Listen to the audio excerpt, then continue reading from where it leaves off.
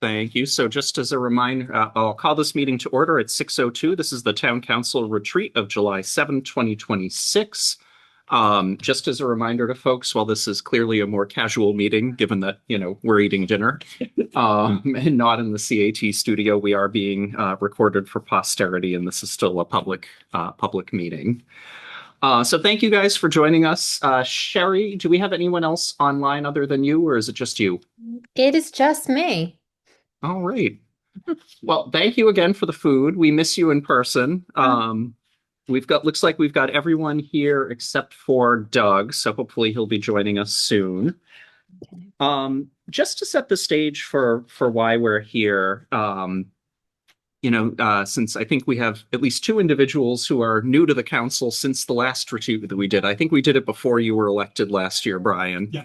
But we have aspired to do a retreat every year. Hasn't always happened, but we've, aspired to get to it most years. That really is intended to serve two purposes. One is to just help us sort of like reset, kind of the norms and expectations for how we work together, how we work with the town administrator and the assistant town administrator, and how we, make sure that we're able to, hey Doug, make sure that we're able to kind of engage in a productive way. And we have this on the agenda not because we aren't doing that now. I actually think collectively we're doing a really good job of that. But it is a good reminder for us just to make sure that we set some things down in posterity, if for no other reason than we can kind of continue to make sure that, these kind of norms and expectations carry forward beyond us into the future. The second reason why we set this up is really as an opportunity for us to kind of take a step back from the day-to-day agendas that we have when we have our regular meetings and really understand sort of what are the things that, kind of we collectively, the 7 members of the council, plus the leadership of town administration, what are the things that we want to focus on as priorities for the course of the year? So I had mentioned at a prior meeting, we're going to go around and I've given people homework to think about, kind of what are the top 3 things that you want to focus on. The goal of today is to not solve those things.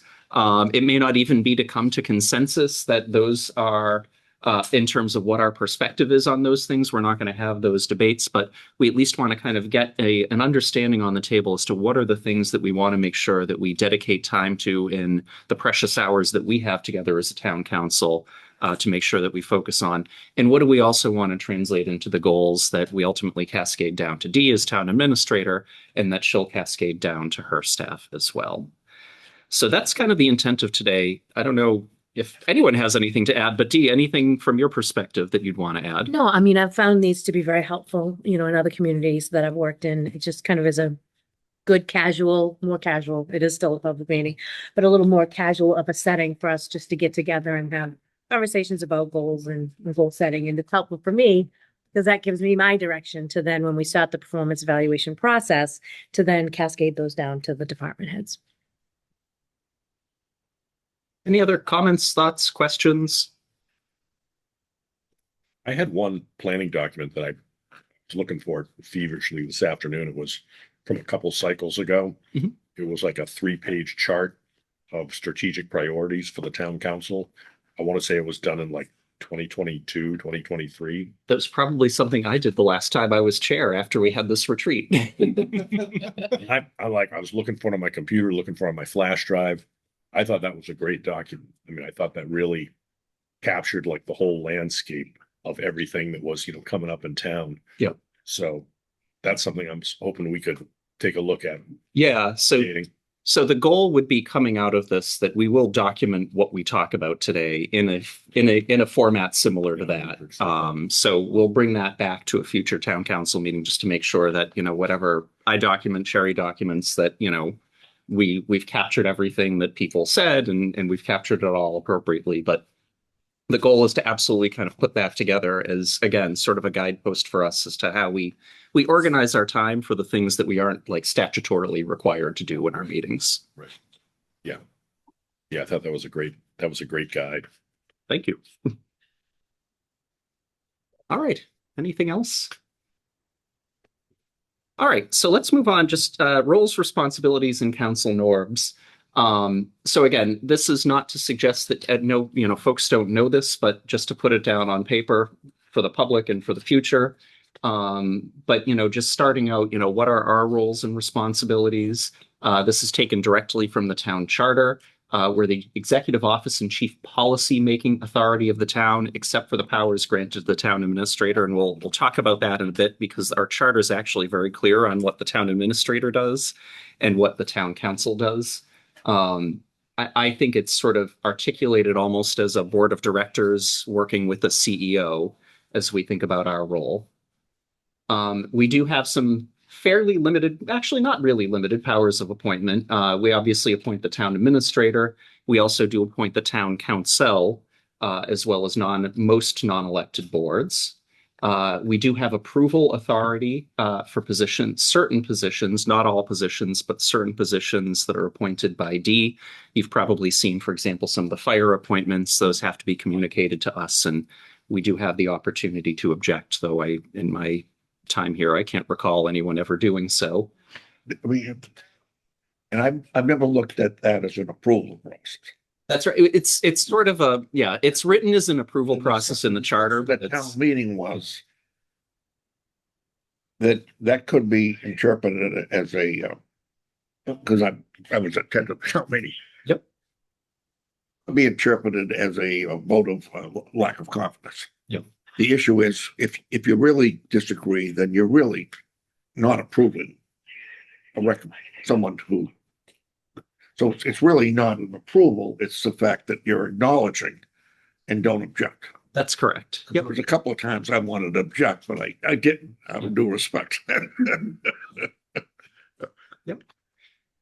We also technically have investigative authority, which we can delegate to the town administrator. So if there are concerns about, the way a certain function within town is operating on the administrative side, we have investigative authority there.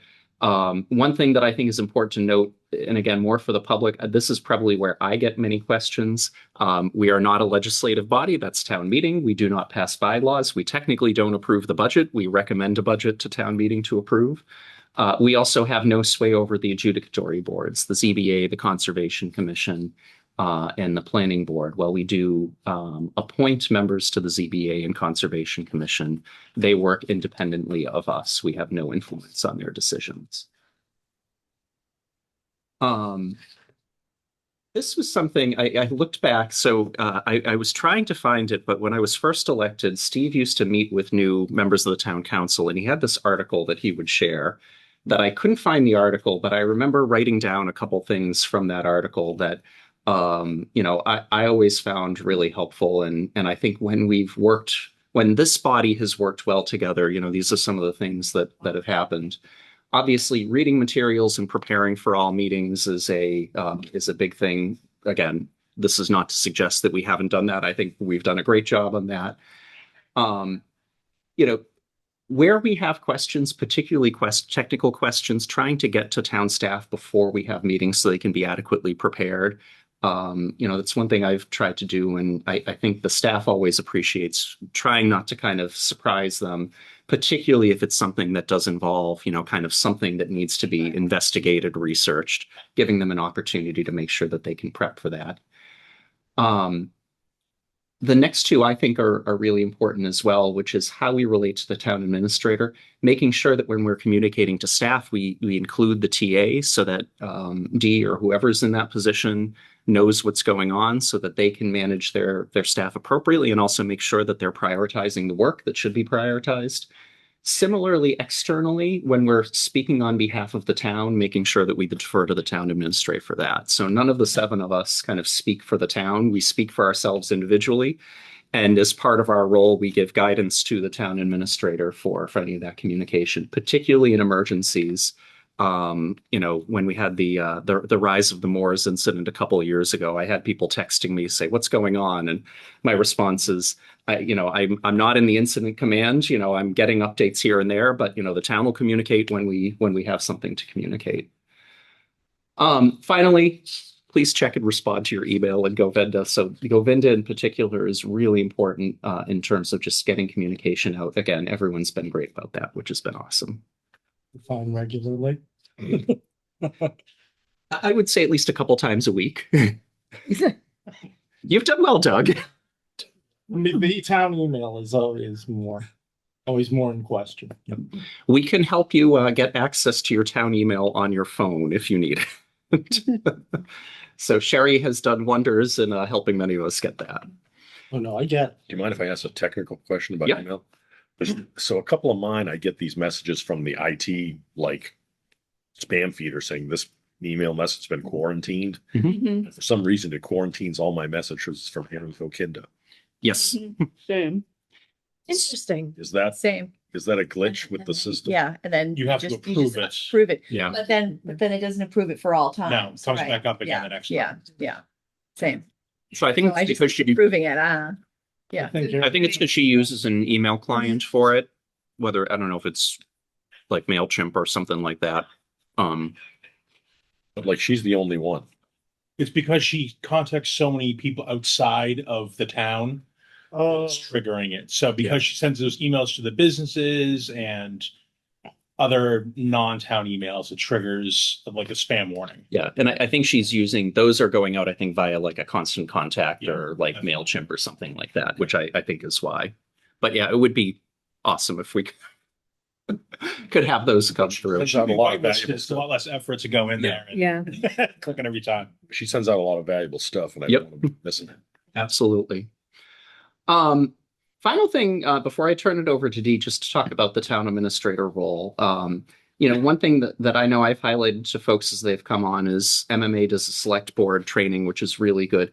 They also just updated in the last 8 months or so the select board handbook, which is really, really good. And so I would encourage people to take a look at it. It's an incredible reference. These are just some of the topics that they cover. Is it available online? It is. Yeah. If you go to mma.org and look under resources, it should pop right up. Okay. There is a link on that. So I think in Govenda, you should be able to click directly on that. Okay. But honestly, even just like, the friendlier version of the open meeting and public records law relative to the training that we've all gone through is really helpful. There's a lot of good stuff in there around managing communication, social media. It's both a technical resource as well as I think a lot of pieces of advice for, volunteers in this role as we all are. So I wanted to highlight that as well as a resource that, again, I've used a number of times in the last 8 months since they've republished it. I think it's been great. So those are any questions, thoughts, anything that folks want to add before I let Dee kind of talk a little bit about town administrator's role relative to what we do? All right. We'll come back to this in a second, but we'll go to D first. Sorry. Do I have the right one? I'll keep scrolling down, Yeah, Sherry. Yeah, I think maybe mine were just like out of order. I didn't update this one when you did, John. That's okay. Okay. So for part 4 of the Wakefield Town Charter, these are my duties. So I'm not gonna, just read all of them. You can read them and go into the charter, but this is actually really helpful to have a very nice and prescribed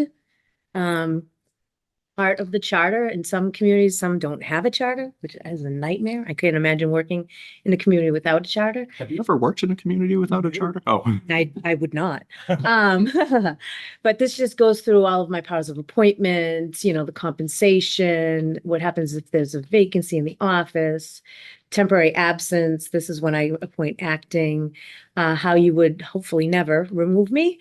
And my role is ombudsman, which I think is really cool. Just AKA customer service liaison to the community. I've heard that one before. Yeah, it's interesting. It's not usually found, but it's innate. That's what the town manager, town administrator is the ombudsman to the community. But it's very helpful that all of that is just all spelt out really clearly.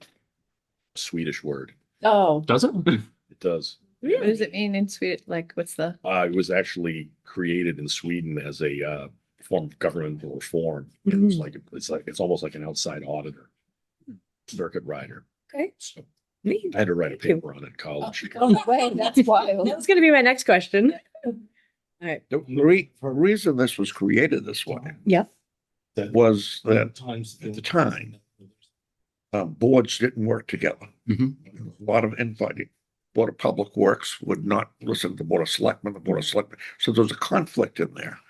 And this came out of the public. This came, it arose from people not being happy with what was going on in the town. And they decided to get rid of the Board of Public Works and not give the power to the selectmen. Nobody's going to win on this one. Yep. They wanted the town administrator to be Okay, that makes sense. Yeah. the boss. So they empowered the town administrator to do many things. And we are, we have certain powers, but our powers should be limited to the meetings we have. Mhm. Outside of those meetings, we have no power whatsoever. We can go out and speak to our public and talk to people who, want to give us input and what have you. But you're the boss and you make all the decisions. And that was the emphasis on it at the time. Interesting. That's good history. Were you on the Charter Review Commission when this were you on the Charter Review Commission when this was Actually, Gene Sullivan, who, Yep. Gene, very close friend of mine, Gene was the chair, but the Director of Public Works, Richard Boudiette, was Yep. on it. John McCarthy was the town executive secretary Yep. at the time, was on it. And it was a lot of working with a lot of people. Yeah.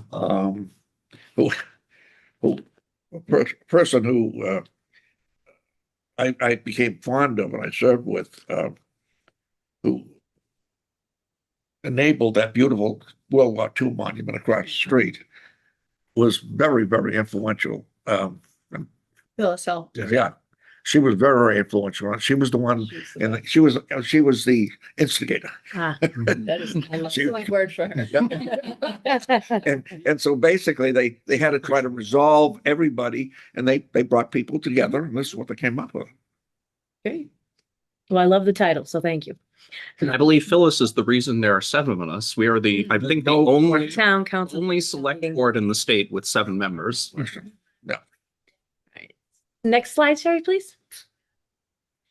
So norms and best practices this is language right out of my contract. I need to respond to phone calls within a reasonable amount of time, generally within 24 hours, unless it's urgent. And then again, to the acting piece, if I am not available, then I appoint an acting. I don't think I've taken 10 minutes to respond to anyone's call. But that's just basically from my contract, my availability to all of you. Liz came in on the cell, right? Yes. Yeah, Liz is acting for me. Next slide, Sherry. So norms and best practices per my management style. So my TA weekly emails to you, just kind of giving you an update of some of the things that have happened during the week. I ask, and Jonathan had this in his that you copy TAs on emails to department heads, because I keep a running list of outstanding items. And so if I check in with my department heads to say, hey, did you get back to Stacy on this? If I never saw this email, then I wouldn't know that someone owed you something. So, and that particular piece will be important when we go through the performance evaluation process, because we do have a section on customer service, obviously. So I want to make sure that, not that I care, I'm going to butt in, but just for my own management of my staff. And then copy TAs on emails for constituents that are forwarded to department heads. Again, same concept. I want to make sure that they're getting back to people in a timely manner. And even if they don't have the answer immediately, acknowledging that they received the email and giving an estimate, we have to go to the vault for this. This might take, 3 days, or giving people expectations that they will be answered. And then just the no surprises on either side. I try to be as transparent as possible with my weekly update email, so I don't want you guys to ever be surprised. I have told all my department heads, if you think it's going to make the item or be on Facebook, call me, because I'd rather let you all know before you all start getting the calls and then say, why didn't he tell me this? So, and conversely, if you hear something's grumbling or rumbling, to tell me, let me know, so then I can, look at it from my perspective as well. Next. So I tried to look at this to give you just kind of an update of some of the things that match what the 5 standards in my contract are that you will evaluate me by. And then on the right-hand side is what I've kind of done this year to address those. So one of the categories, obviously, and most importantly, is fiscal management. And I think, from the 8 months I've been here, going on 9, the cutting of the operating capital budgets, I think was really an indication of, mine and my team. I can't say I did this alone. Liz was very involved in this. How we're going to look at budgets moving forward very, very, very conservatively. Human resource management is the second, and as you all know, my love. This is where I cut my teeth in municipal management. Again, we completed the HR audit, and we're currently implementing best practices. Jen and I met today with someone who we're working with on the employee manual, which will be a personnel manual, and then also introducing the performance evaluation program. I think that's critical, and that really addresses that particular element of my evaluation. And then communications management, I do 5 for Fridays, which goes to 200 employees. I do Thursday threads, which is a separate email to department heads about department head information. And then I do Yorktown Council updates weekly. We have monthly department head meetings with the full team, all 24 of us. And then I meet monthly individually with department heads as well. And then I respond to resident inquiries within 24 hours. And then my Tea with D to be kind of a community outreach. And Ian did tell me that Tea with D and Dot was the highest watched show of its kind. My mother was thrilled, let me tell you. And she now She's thinks a budding star. I don't think she's Oprah, but whatever. And the next is operations management. Again, this more speaks to the buildings and the infrastructure. So happy to say our buildings are well maintained, and we did not have any programming or building hour cuts in fiscal 27. I know many of my colleagues are closing libraries, limiting hours, closing senior centers, limiting hours. So I'm very happy that, the cuts that Liz and I were able to identify didn't have any material impact on the budget.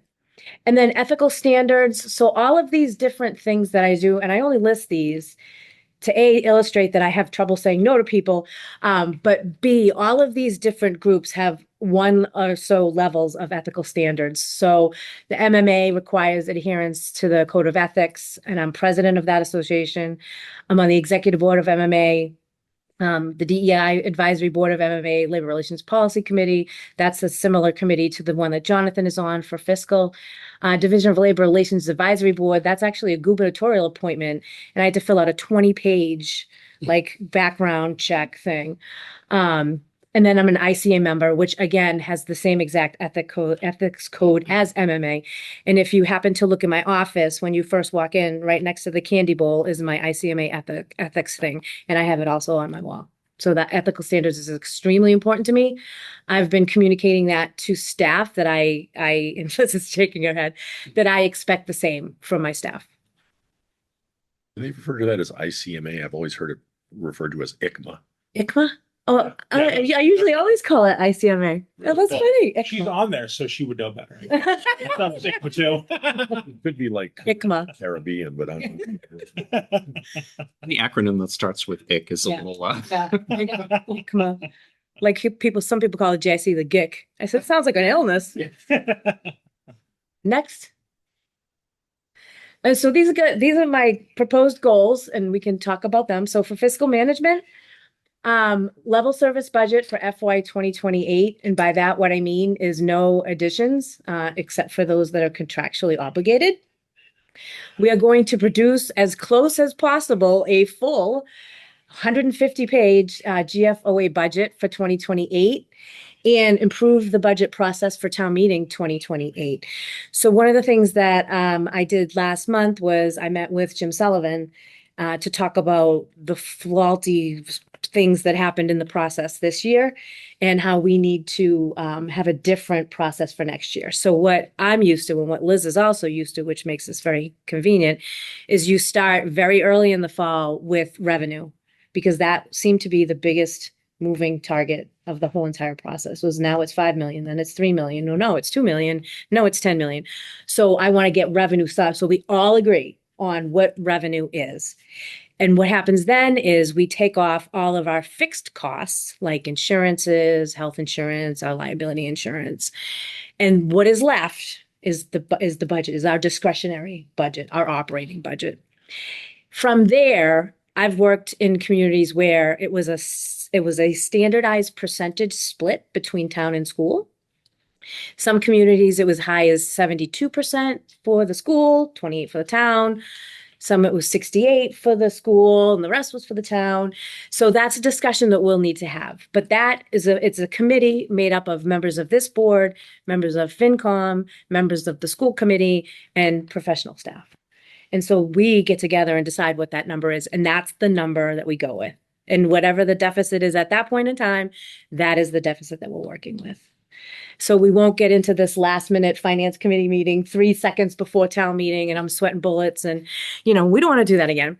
We're also going to create a master budget calendar, which is going to include all of the capital meetings, because one of my levels of frustration was I wasn't even able to attend some capital meetings because they were at the same time as your meetings or FinCom meetings.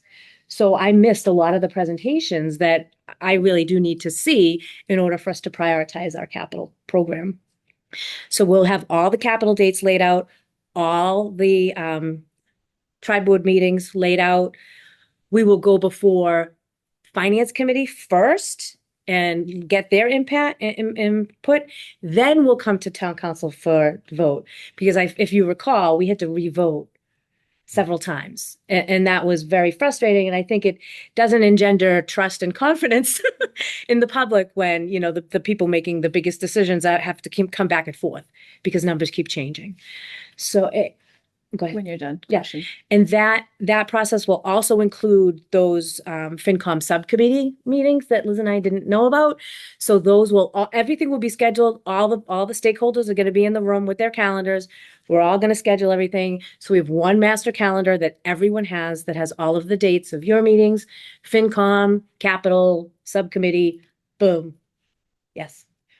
Once you get to that revenue net number, Mhm. do you anticipate having a tri-board meeting at that time or later on? It should be soon after that.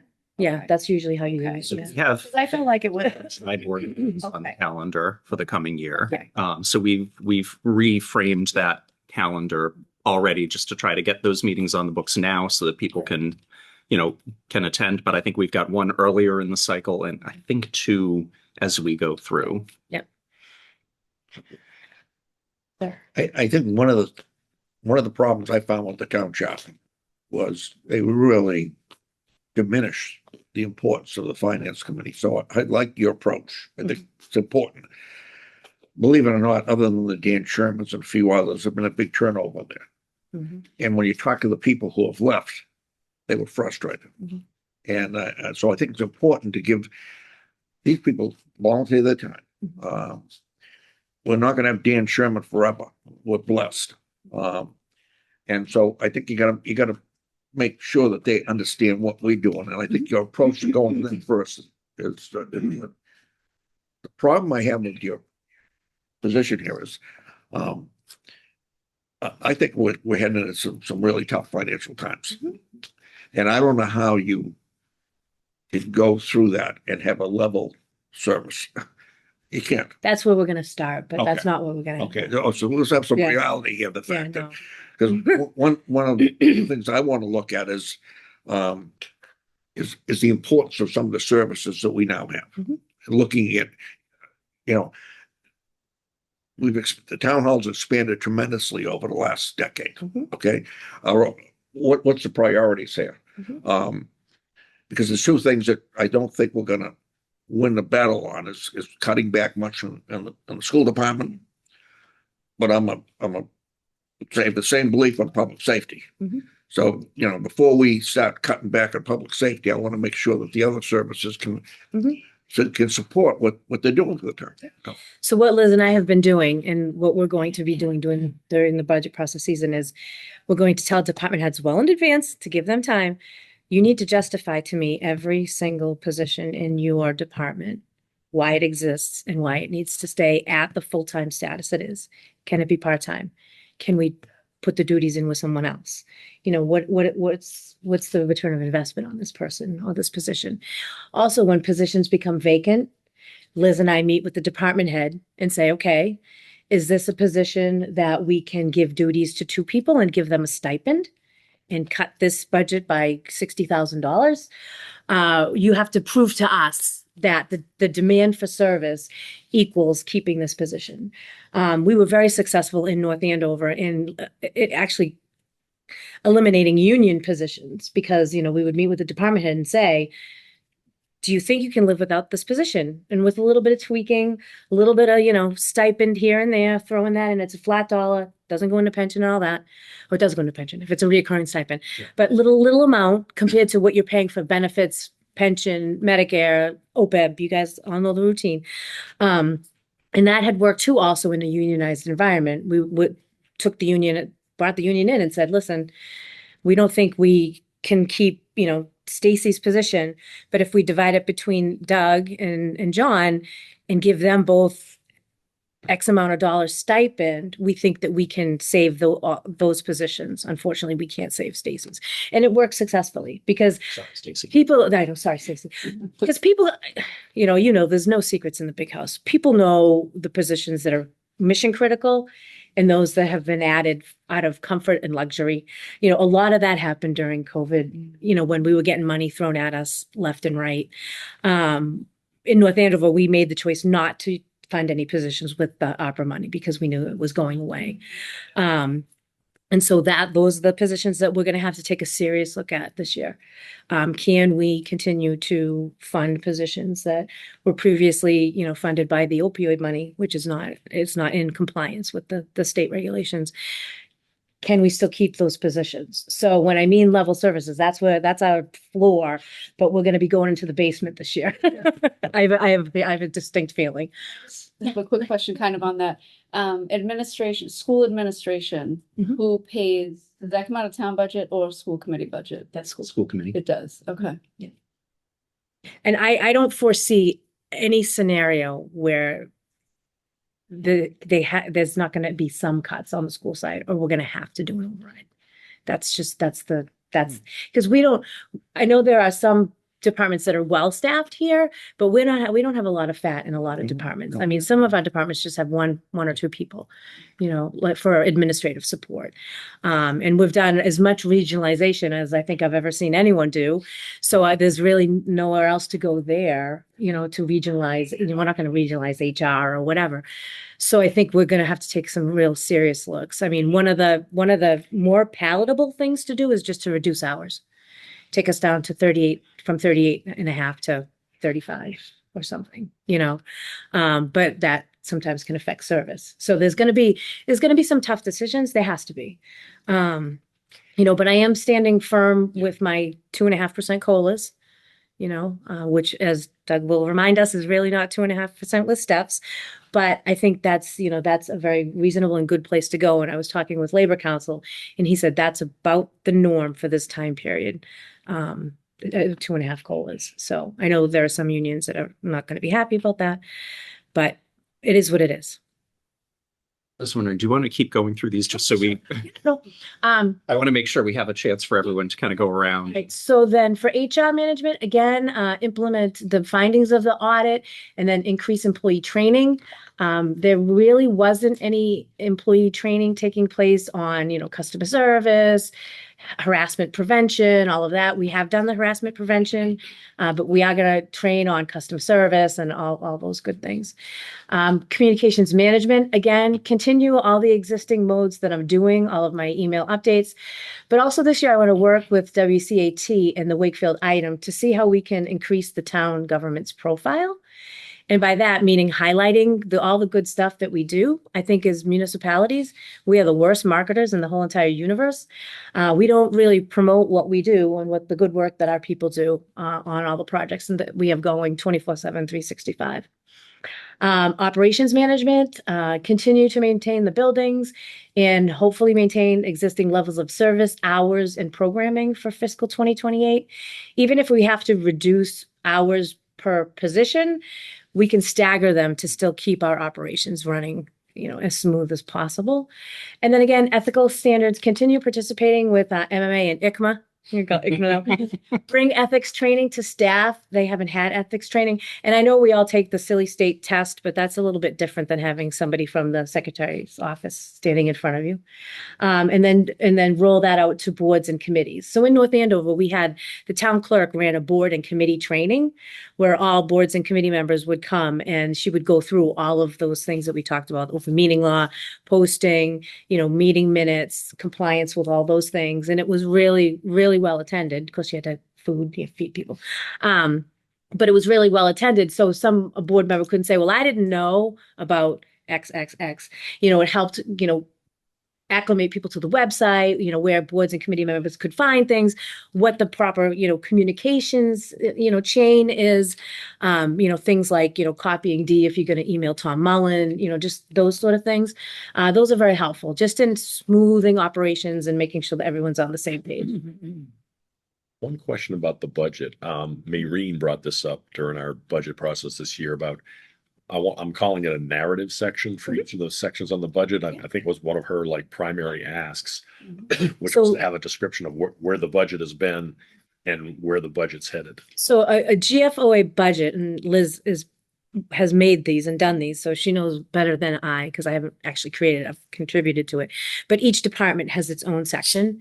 And in that you have a narrative about what the department does, kind of like what's the department's mission. And then you talk about your prior year achievements, like what you did the previous year. And then you put in your goals for the coming year. And there's lots of charts. You put out statistics, how many potholes were filled, how many streets of miles were done, so that you give the public a very, very clear and concise description of what you're spending their taxpayer dollars on. And you can just open to one page and go to the section you want. It has a big glossary and summary of contents and descriptions of what all these terms mean. Because sometimes we will use a term and nobody kind of knows what it is. So there's pages of definitions and charts and how like org charts, like we're creating an org chart, but just so the community knows who reports to who and what goes where and all of that stuff. So it's very, very, very descriptive. It talks about the projects that we've worked on. What am I missing? It's just very comprehensive. Mm-hmm. The whole thing is detailed by department and all the statistics that go along with it. And There's sections on revenue, there's sections on capital, sections on obviously the enterprise funds. It's a very comprehensive document. And I think what I like about that is there's a thread that also then ties to sort of the performance management work that you're doing as well. Goal setting for the staff, identifying sort of what we've accomplished, what we've achieved. All of it, I think, ties together in terms of a philosophy around effective management that I think is really important. Yeah. Because then if something is, Yeah, go ahead, Doug. Sorry. I will say that it sounds great. I'm a little concerned if we get into doing the budget as a narrative story and similar to like that each department or each whatever is doing sort of similarly to the fire and to the school in terms of there comes a point at which we just want I just want a simple spreadsheet and numbers. and that's in that too. No, I want that, but I mean, I worry that we're going to have, I don't want a pretty slide deck from you. I also want hard details. You will get that. I had an interesting experience on my board in Worcester. And I'm saying, we want more details, John. More details. So finally, I had a very detailed budget. I was going to, it took me an extra hour to present it. John, could you just summarize that? So it really is from what perspective? In some people's cases, the narrative is very important because they really don't understand what government does. You've been in the finance committee a number of years, so you're very familiar with it, Doug. There are people out there who really don't understand what the function is. So a narrative is necessary. And then Love the I'm pro tell a story, that's great, but at some point we need to be able to, or a subset of us needs to be able to dig into the details. I think similar to you, Doug, thinking of like when we used to on FinCom get the finance, the fire department, the big narrative that goes with it. Tell me a grand story. Similar to you, I probably flipped to the actual, the actual spreadsheets at the end before I read the narrative. Then I think the intention is But both. it comes from a standpoint, you understood it. Yep. You didn't need to see the narrative because you understood it. You know where you're coming from. And I think that's the beauty of a GFOA budget is it's both. Yeah. Lots of charts, lots of graphs, lots of tables, lots of data, but it also is telling a story with nice pictures and good stuff like that. The only other thing that I struggle with is you talked about like, doing it early and getting like all the data in, and having a level set budget, X contractually obligated spending. But if that's like saying like we balance the budget at the federal level, except for that pesky Medicare and Social Security and everything else. So I want to make sure like the vast majority of the change in our budgets every year is contractually obligated. It's personal. And so that's, it's one of my three things, but is making sure that we understand and that we probably need to do sort of not the pre-mortem, but thinking about how you're going to handle, everybody's sort of, we're dancing around the topic of like, oh, well, we might have to make cuts here, cuts there. And John's like, public safety, figure out administration first. The schools are their own ball of wax. But really for us figuring out like, well, what are the end of the world scenarios? And it's tough to do that in a public forum of like, oh, well, what if we had to close X school? Or what if we had to, there's other things we could close. So I want to come back to that. Because I think anything in terms of Dee's priorities that she's laid out. And Liz, anything that you want to add from your perspective? No, we definitely are touching all areas of our daily job functions here. So I think it's very comprehensive. I just have a quick Pat about the trainings and things like that. When those employees are coming in for training, they're getting paid. Is this during office hours or separate from office hours? It's during hours. We have to pay them per the Fair Labor Standards Act. So Okay. if we ask them to do it, Yeah. we have to pay them. If they volunteer or they seek training on their own, then that's a different story. But we try to schedule it during work time. So it's not an additional money, and then the No. money that we're paying for the people to come in, Mhm. is that In our budget. cool? Okay. It depends on the training. Okay. When we can, we try to get grants and stuff for training. Long story short, we need to change our insurance carrier. One of the firms that I think is going to bid on us, if you will, is Maya. And Maya has extensive free training. So I've used them heavily in North Andover. I trained probably 600 people using, Maya trainers, and they have webinars and they have so much stuff in their workers' comp and training, and MMA does as well, has a lot of webinars. State insurance. It's the Massachusetts Interlocal Insurance Agency. It's an insurance agency of municipalities and school districts all throughout the state. They even then offer us credits on our insurance bills for different trainings that we've taken. So it's really great. It's a Carry those bang for over, a buck. so Yep, you can say, oh no, I want to use that next fiscal year. exactly. Yeah, you can bank some of those credits. They call them Maya rewards and Maya grants. Yeah. All right. Thank you. You're welcome. So I'd like to now kind of turn it over and have us sort of have the similar conversation around, what do we see as our goals? And just to frame it out, Sherry, can you go back a few slides to the vision statement? So I just put this up here. This was the vision statement that we had created probably 4 or 5 years ago through the Vision 2030 project. I use this just as sort of an anchoring mechanism for myself in terms of, what are the things that we want to focus on. One of the things that this doesn't articulate is some of the good governance stuff that, fiscal responsibility, operational stability kind of falls into. I think those sort of go without saying, but again, I wanted to include this just to make sure that we, we're kind of grounded in what, a past iteration of this council with a lot of public feedback identified as the vision statement.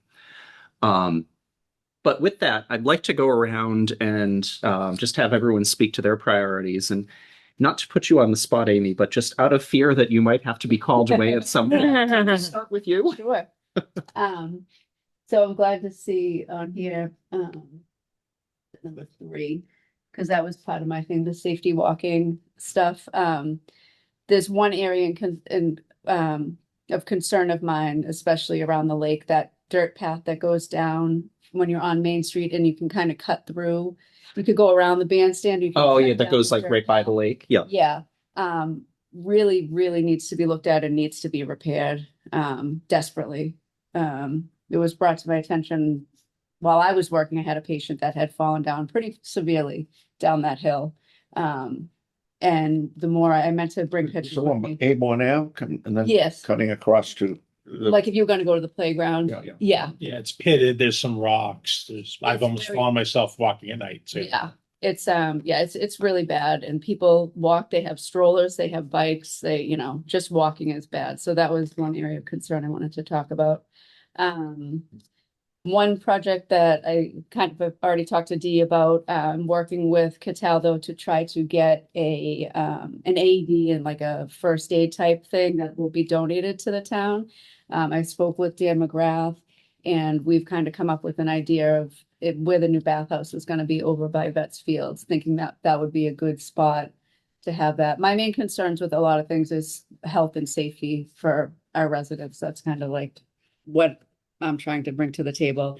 So hopefully next year, that'll be something that's in Cataldo's budget that we can then kind of take advantage of and have it here. If anybody has any other spots that they think might be of, more beneficial, that was kind of what Dan and I talked about. That seems to have the most foot traffic between pickleball, people walking the lake, the farmer's market. So that might be, and then with the bathhouse, it kind of has a good spot to go onto it.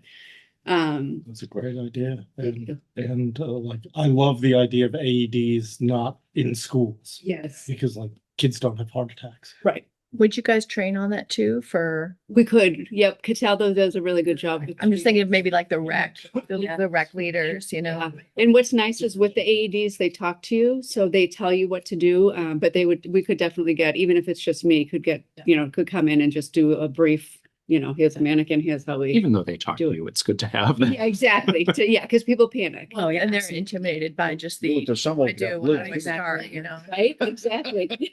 She could be a teacher. Listen, Yeah. And then there's other areas of concern with roads. I know that we all see them. I'm obviously on the roads all day long when I'm working, and there's a lot of areas that need a lot of touch up with DPW. So I don't know what the best way to work on that is. If it's riding around with them or with UD, I don't know, but there's like some main concerns. Just an example, I had a patient last night that had fallen, possibly broken her hip, and I had to drive 15 miles an hour to get her to the hospital because I didn't want to hit a single bump and have her, be injured Jostled more. and- Yeah.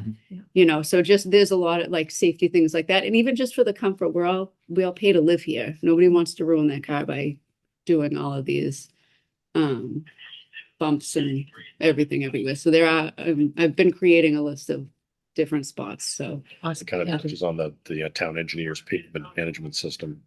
Almost every city or town has a pavement management inventory system that they yeah, the list. record life cycles for the roads, damage. Yeah. And it's hard because I get it that, they're not going to repave a road when they're going to have to do, DPW work underneath. It kind of has to come in stages, but some of these roads, it's been like, all right, this has been enough now. And then I think those were my 3 things. One thing, I don't know if now is the time to bring it up or not, but just to put on everybody's radar, the fire department's going to be doing their fun run for Halloween. I think you guys have, I know you've probably heard of it. I think a couple of the others have. They do a fundraiser every Halloween where it's a 5K around the lake, and they all dress in costumes, and it's like really they have kids events. Yeah. It's really fun. So last year I know that they tried to get a liquor license and they were turned down. So they I know they're going to That be, it ever came to us. it didn't. No. It kind of got cut off before it did. So I know that they're going to be coming again with a proposal. I told them that they need to get it in soon because I think it's 90 days, right, that you need. So I know they're working on that to try to get it over by the end of the month. I just wanted to put it on everybody's radar that that's something that they're looking to do to try to, get more people to come down, donate, and then hopefully they're down for a beer or two, and then they say, oh, let's go to lunch at Public Kitchen or Sabatino's, The only problem is they gotta make sure they train the people there. Yeah, so what they would do is, Training to, yeah, they've already been in contact with Idle Hands Brewery. It's the same one the town's used when the town has done Town Day. When they rope it off, they have their own certified. So all the liability would fall on them, not on the town or on the fire department. So I just wanted to put that kind of on everybody's radar. It's a great event. Lots of people come down for it. So just something to kind of make their event, last more of an all day thing and hopefully get people downtown. So I just have to step out 1 second. Thank you, Amy. Good time. I know. Perfect time. John. well, I think the biggest problem with the town right now is communication. Mhm.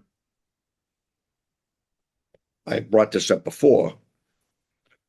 At least 3 members of this council, maybe more, don't get the Wakefield Daily Item. Yes. That's public knowledge. In my neighborhood, and people I've spoken to, we could be less than 20% of the people in the town of Wakefield get the item. I remember our first discussion, we talked about Justice Breyer, who lived across the street, and I brought it to the attention that people don't get the item, wouldn't realize that I'll come back for that. I should. Thank you so much. Amy. we'll be on video. Yep. It really was good timing. I saw they have a price thing, don't they? I saw in the store it was 80 cents now, I think. Pardon? I think it's up to 80 cents now in the item. The item has increased in stores. price. Yeah. Yes. I wasn't talking about price. But I will say, since you frequently bring up that people don't have the subscriptions to the item, the library has free access to the item online. It's one of their many services they offer. So It's online. it's online. Not current though. They have They have to Sure. a certain point, and I believe they have, they I'm not update it. sure the exact amount, but my sister pulled my birth announcement the other day from there. So Oh, Wait, Wow. let me say, I was a very happy baby boy. I don't know what happened. to your point, the Wakefield Daily Item beats any town around here as far as libraries and their resources. You can look up anything. You can look up street lists. And I tried in many towns around here. I don't want to criticize Stoneham for one. They didn't even You have, can always criticize Stoneham in this crowd. they didn't have every copy of the annual report. Oh, I mean, and it's Wakefield, the Wakefield Library is one of the best resources there are. And I tell people who have left Wakefield to look it up. And so, but the bottom line is people aren't getting information, and they're getting information from different sources. And our biggest job is to get the information out there. Mhm. I would like, first of all, to get advice from town council on what are the rules of us advertising to the public, and where we spend our money. Should we be spending our money in the Wakefield Daily Item when people don't read it? And it doesn't, even if you look at it historically, that doesn't help you. I'm just getting information out there. I know Public Works has made some great efforts to notify people in neighborhoods because they realize people aren't going to find out. So they have a drop in a neighborhood, a door-to-door drop to make sure people know something's happening. Mhm. Well, between the WCA TV going down in subscriptions, not to their fault, and the lack of local access. I mean, Jonathan, you used that tabloid thing that you published. Hatch. Yeah. You put it there. I don't know what the answer is, but I think we ought to make this a public issue, that people realize that we recognize that they're not getting the information they should. We're surprising people all the time. I'm shocked I have nieces who live in the town, and they're shocked by me telling them stuff. All right. In my neighborhood, there are 3 or 4, Jonathan, you probably know them all. There's 3 or 4 kids in the high school, going in high school skirts. They don't get the item. Now I thought, my God, these kids, I want to see if they made the front page or something, or the sports, because they have a great sports column. So the interest there is not there. The families are not attracted to it. And we have to be honest about it. And I know the item's going to read this right now. They already have the fact that I'm going to say this. But if we're going to spend money I want to know what our resources are. If it's something really important, we have to go to a Boston newspaper, and the money's much better spent because we're going to get to more people. Then I think that's what we have to do. Or I have this vision. When you're 80 years old, the internet tries to fool you more than anybody. Okay, they know your age and they're going after you. Usually some of the stuff that my wife and I get. I was sitting there with my wife the other day and said, your account was used to buy pornography. Did you approve it? Sure, John, sure. I said, where the hell is that from? You know, I mean, it's crazy how they'll go after us. I bet you that there's a possibility that if we get with the school department, and we have to involve everybody. We get with our people who understand communications, okay, the internet people, the IT people, come with a way. In fact, I talked to Ian, and Ian knows how to stream, okay? And that's the big thing, Dave, streaming. Maybe we can come up with a system where we can have a system where people can apply to get certain information relative to the elderly. The elderly don't want to hear about what's going on in the school system. Okay, so people in the school system probably don't want to know what they. So you have to be some sort of a subscription thing where you say a menu. I want to hear about this, this, and this. I want to know if something's going to happen in my neighborhood, and then we use a system of contacting them. Another possible methodology is the post office will allow you to do mailings to certain sections of the community, and that's Chris Shire on the advisory board of public works. He knows this inside and out, so he's a resource here. Maybe that's a possibility. I'm just throwing these ideas out there. So we have to need better way to get to the people, and we're not getting there. And WCAT, we got to try to save that. I think there's got to be a means of saving that. So I tie that into the fact that maybe a $10 subscription a month will get you so much information through WCATV that it's worth it. It's worth it to everybody. What's $10? You know, and right now they're losing all that money. So that's my number one priority is communication, because I don't think people are getting all of the information. And it sounds I don't want to put words in your mouth, but it sounds like what you're really looking for is sort of a communication strategy for the town that's kind of responsive to the changing way that people are getting access to news, using media, et cetera, et cetera. And we have bright people who are brighter than me on this, that they don't understand this stuff, that they could probably come up with something. So roll some eyes ears out. We need some brainstorming on that issue. Right. Second issue. We've already covered it. I'm happy with the approach to the budget.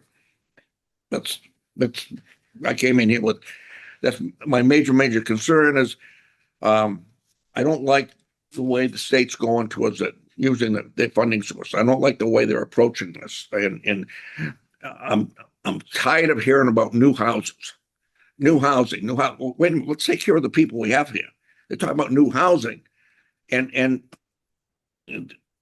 new housing is renting at the head of the lake at $2,500 a month.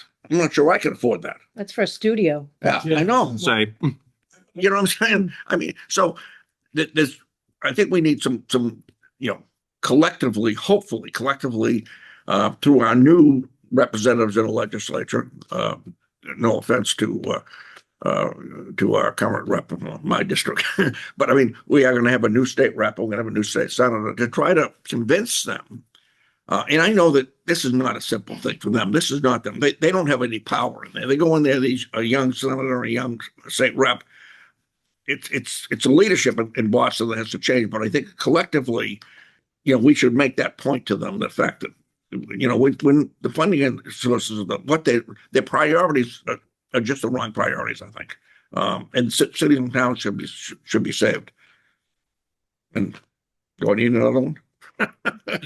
you're welcome to have another one, but if you want to stick with you, CAT was kind of a separate one. So that was, Pardon? WCAT was kind of a little bit of a separate one for you. So, Yeah, it is. Yeah. All right. Thank you. Awesome. Thanks, John. Stacy. okay. Well, one thing I did notice, Sorry, before I do that, any discussion? I mean, we kind of missed it for Amy because she had to step out, but any discussions, questions for John? Was it the funding for your talk about the funding and state funding? Are you talking about the funding reimbursement formula for general town government? Because I know there's been a lot of discussion about, are we getting a fair percentage? Is that what you're Right. going Let at? me say this, and I understand why. I'm in transit. And I hope my bosses don't hear this. Transit system in this state's been bleeding since I worked in the MBTA 25 years ago. Okay. And the whole thing was, let's expand service, but you can't cut service. You got to cut maintenance. And it's been going on for a long, long time. Poor judgment. And that's still going on. So now the big priority in the state, and I understand it, they're bleeding money and they're giving the money to transit, okay? And transit right now is doing well, and I know it because I'm there. But some other support thoughts have to go into what's happening in our communities. And I think because of today's communications, which are my initial issue, okay, our legislature are going to listen to the small groups, the people who, the organizations who will support them. Friends of Lake Quanah Power, it's this group, and they'll, oh yeah, you need money, we'll get you money. The firefighters, the police departments, they're going to listen to the unions. So all this money is going around us without us even having a priority how to spend it. Okay, and that's my issue. The fact that we've got to try to, and I'm not sure using our own legislators is going to be all by itself, but probably through your participation, even Jonathan, in the state, you got to make this point that we know they're doing this, okay? And if we get some money over here in Wakefield, the president of the council and the chairman of the board, or everybody else, the hierarchy in the legislature, they're getting more. When you read about it, it's in the Globe all the time about how the Senate leaders have got all this money for their town. That's the way it works. So I'm sorry, I'm babbling on here, but my point is the fact that, the towns are hurting, and we can't go with a 3 or 4% increase right now when our expenses are going through the roof. it has always driven me crazy that our town is separated into two districts at the state house, And unfortunately, I'm part of the problem there. No, I am, because I've always been a Democrat, and you've heard me do it, that I'm a nonpartisan Democrat. Yeah. That I'm going to vote the person, okay? We just happened to have a great senator at the time, Richard Tassay, who was a Republican, and he brought along one of his workers to become our state rep. So when they had redistricting, we had a Republican rep and we had a Republican senator, and they split this town up into bits, and that has hurt us. It really has hurt us. There's no question. You can't have, we mean nothing in a sense to either one of them. And we don't have someone fighting for us. We have someone from East Lynn now running against Representative Warren. So I told him the other day, I says, okay, I got more in common with you than I got someone from East Lynn. But he's Republican, and it means something in there. If party lines have always meant something in there, and so he has less say than the Democratic representatives. I'm sorry, you're diamond. I'm talking. Right. No, what's the time in the world? Is it before tonight? I went back and I looked at this video from last year, and we actually accomplished last year, in this past year, a lot of what we set out to do. So I actually think this process is really helpful. So let's, I have high hopes for the upcoming year. So my first one is 94 Butler Ave, which I know is getting close to done with the remediation. And to your point, John, what I'd like to see happen there, and this has been a point of conversation. It hasn't really come up to the surface yet because it's not done and ready yet. But I'd like to see like a cottage court, and for me specifically for senior housing, small footprint, community housing there that is targeted for a certain segment, whether it's 100% affordable or seniors. Because one of the things that we've always identified in this town is we have majority one or two people living in our single family houses. And a lot of that is folks who are older, who, raise their families in that house and they want to stay in town, but there's no place to go. Mhm. And they're certainly not going to go over to the $2,500, so there's no place. So they stay and then the house deteriorates and there's no inventory and neighborhoods aren't flipping. So I feel like 94 Butler is an opportunity to do something with that issue. I'm going to do like a 1A and a 1B. Herd School, as everybody knows, I'm a little bit obsessed with. I know that Marissa has filed another grant to see if we get a space needs assessment grant. It's kind of just been on the back burner because it's been correctly understood that it's going to be hard to look at Herd School just in a vacuum. We need to kind of think about it in a larger town kind of scope. But in the meantime, we couldn't put it in the budget because of all what we talked about, and we didn't get our first round of grants. So now it's just sitting and it's going to be another year of asset of the town deteriorating. And that kind of waste makes me nuts. And so that's like just a personal thing that I'd like to see move forward. Number two for me is more economic development. I mean, we're a bedroom community. We have very, very little revenue that comes from non-property tax. And I get very concerned with the number of vacant buildings that we're about to see downtown between Bank of America drives me crazy. That huge building with one ATM in that whole building has one ATM. That adjacent building, that whole block on Princess Street is for sale. Who knows what's going to happen with that? But if that becomes, another like long-term vacant property, that's problematic. Brothers makes us all crazy when we drive by. The bank that's been vacant for 3 years drives me crazy. That's a lot of real estate in this little strip that is potentially right on the horizon as being problematic. So I think we have, and there's a great economic development council made up of wonderful and devoted volunteers. So there's the thinking is there, but I would just like to continue to be part of like, okay, we got to do something about this. And number three is on that vision list, 4 out of the 7 goals involve community events, getting people out, getting, some of these, I love Amy's highlighting for us that we're, there's going to be a race, but let's make it a community festival as well. I've been astonished over the last 2 years. If you have one little thing, people come out of their house, people are hungry for it. And I can't tell you how many comments I get. Let's bring back, fill in the blank, a holiday stroll, of something on the common, First Fridays, of this, of this, of this, of this, of this. So I think we need to be creative about getting some things going. And then what I think will be nice about that too is that people will then, the hope is, volunteer. And you know a lot more about this than I do, is if you have an event like that and you have your first wave of volunteers, now they have such a good experience, you're going to see them come back and back and back. So that's another challenge for the town, is it's the same, we've all seen the same faces doing, multiple kind of things. So I feel like one thing is a good thing, but it also has a corollary advantage. Those are my 3. Excellent. Any comments or questions for Stacy?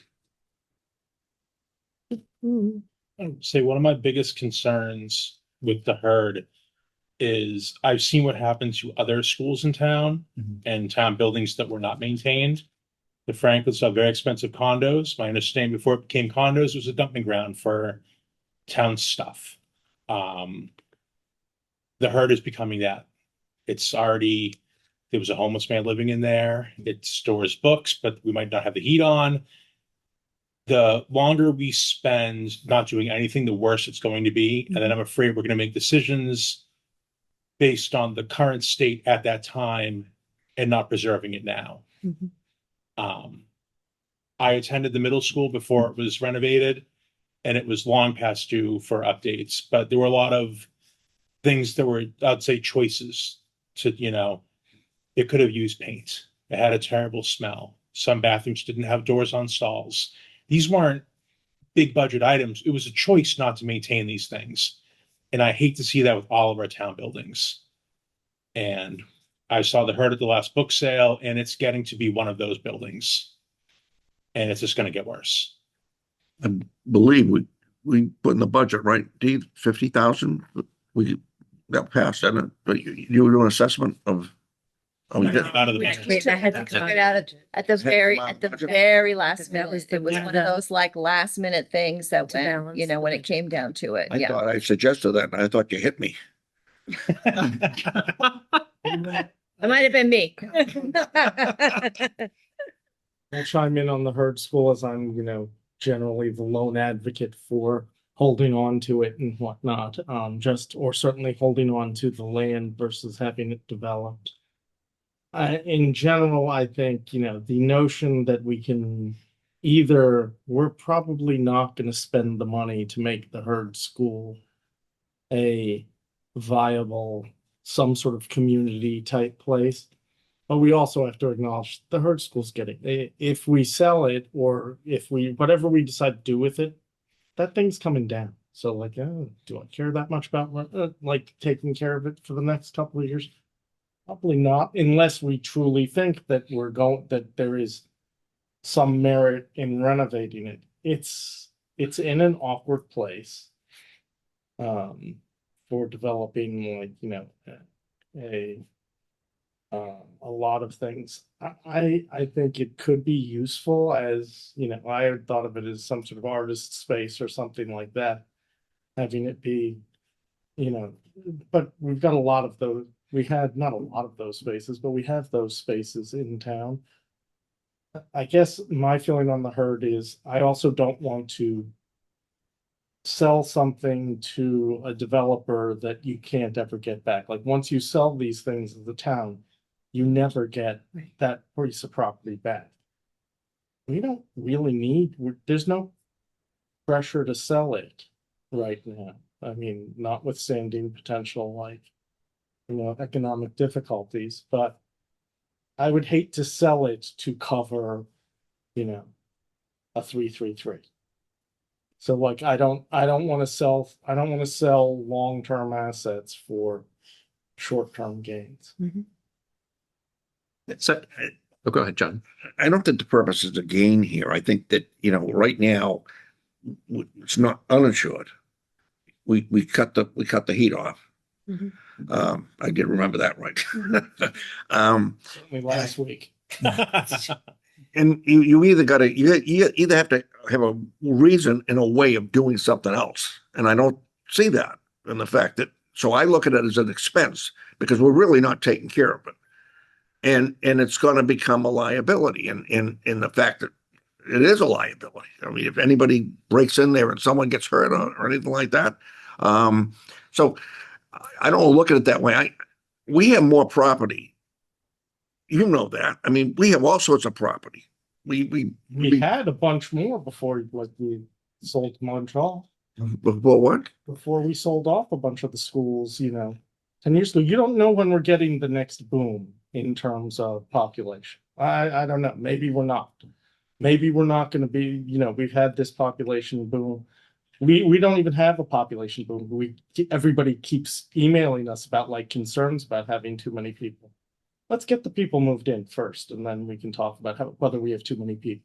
Have you thought about the fact that this past year we had the condos down on Nahant Street petition us to pick up their trash? Do you remember that? Mm-hmm. Okay, and we ignored it. Well, we didn't ignore it. It's- They never showed up at town meeting. There's soon to be 800 people at the head of the lake who have the same right to vote in this town that we do. Okay? So we got to be thinking of the fact that we just had a young man, this is not suggesting he's thinking of any different, he's probably listening tonight. We just had a young man as a renter down in Greenwood. who ran for office, but you know, he tried hard, and I appreciated the fact that he did. But all of a sudden, if we all of a sudden our renters become organized, you know, just think of it. I mean, 30% of the residents of Wakefield are renters. And I do think that's something, one of the things I think about on this is, welcoming and supporting residents in different life stages and inviting to people of all backgrounds. Like renting is a reality of the fabric of this community. And I think it's something that, we collectively and, future councils are going to have to think about, how do we make sure that participation and interest is not just from homeowners, but from the community as a whole. My only experience in renting an apartment was down on Salem Street, in one of the oldest apartment buildings down there. And my wife and I lived there for 9 months, and we were fortunate after 9 months to buy our first house. So after about 3 months, I'm in my apartment. You walk down the aisle, you don't see anybody, you know. You walk every day, you walk in and out, you don't see anybody. You're walking down the corridor, you don't hear anybody, nobody, you might bump into one or two people, okay? So I'm standing on my balcony one day, and a good friend of mine, a former town administrator, Tommy Butler, gets out of his car. I says, Tommy, what are you doing here? He says, I live here. he had an apartment, 2 apartments down from me. we never knew each other lived there. So it's a different kind of living. My recollection, I only spent about 9 months doing it. It's a different kind of living. And maybe things are different in other places. I don't know, John. I mean, so it's an interesting thing because I do think that because of the cost of housing, I think there's a very big generational difference now in terms of how people think about buying versus renting. I mean, there are people there are people in their 20s and 30s that I talk to that have no hope of ever buying a house. Conversely, my in-laws are now renting an apartment in Wakefield, having sold their condo because of the downsizing issue. They needed to be somewhere smaller. They needed to be somewhere one level. And the option was, renting an apartment up on the west side near our house. So I think that the way people think about how they live is changing a lot. And that's something we're getting a little further afield. And I know we have to go to Brian in terms of his priorities. Right. I think that's something that we, and again, kind of future councils are going to struggle with. I think it's just a different, the typical sort of pathway for a long time was, home ownership was the ticket to the middle class. And I just think that it's different now. And I think that the generations behind us are viewing it differently because that's the financial reality that they face. Anyways, Brian, on that heady topic. So my first one was increasing the level of town events. Stacy brought up some of it. In my lifetime, we've lost a lot of events that have gone away for a variety of reasons. Some lack of volunteering, some financial. I know for the holiday stroll and Italian festival to come back, they were told they need to pay for the details, which is not something they could afford to do at this time. I know we're not supposed to talk about ideas about how to fund that stuff tonight, so I'll leave that for a later time. But I do have some ideas that we can start funding town events to cover those details. Because there's certainly demand for them, especially post-COVID. We just had the 4th of July in town. Massive event. People came from all over the region to be here. I know for Italian Festival and Holiday Stroll, I've been involved with them. That brought a lot of people to town. Movies by the Lake kicks off next Thursday night with Tangled. Come on down. There is definitely a wanted demand for these events to happen. Reading is now getting rid of their town day, their town fair they do. They announced it last week. The town used to run it, and then I believe the Rotary Club had picked it up, and they're now stepping aside from doing it for lack of volunteers or funding. I forget all their reasons. It's what happens, like you said, when the same people are involved in every activity, and then they don't want to do it anymore. They can't. They can't. It's too much. Yeah. So I'd like to find a way that we can partner better with people who want to put on events.